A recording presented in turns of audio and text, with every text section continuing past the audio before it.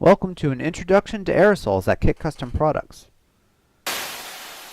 The first step in the filling process is to bring pallets of cans to the line by the material handler. The D-pallet operator then places bundles of cans on the conveyor belt. The conveyor belt first brings the cans to the pucker machine. The pucker machine places the cans in a puck, which will fix the outer diameter of the can and allow it to be handled by change parts throughout the filling process. The cans exit the pucker and are brought down the line to the next machine, the filler. The filler actually places the product in the cans. The amount of product added to each can is determined by the customer.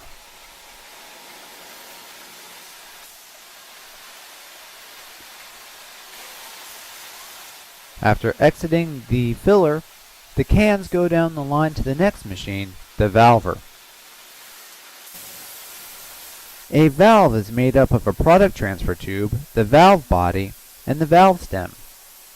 These pieces together allow the product to be dispensed from the can.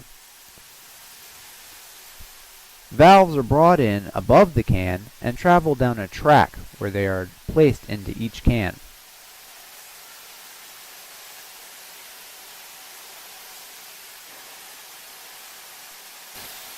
After exiting the valver, the cans travel down the line to the crimper, so called because it crimps the valve to the can. It also applies a slight vacuum pressure, which will allow for more propellant to be introduced to the can. Now the cans exit the crimper to go to the gas house where propellant is introduced in the can. Unfortunately, we can't shoot video footage in the gas house.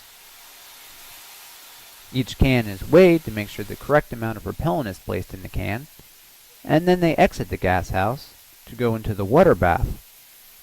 The water bath is heated to raise the temperature of the material inside the can, which tests for possible leaks, which would be a safety concern during transport.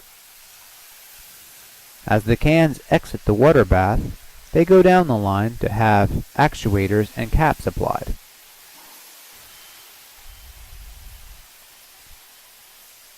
On the conveyor belt above the cans, the caps go from the sorter to the rotary capper.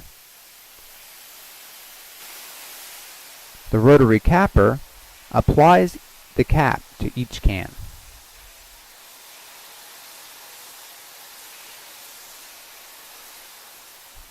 Next, the cans will be brought to the depucker to have the puck removed from the can. As the depucker removes the pucks from the cans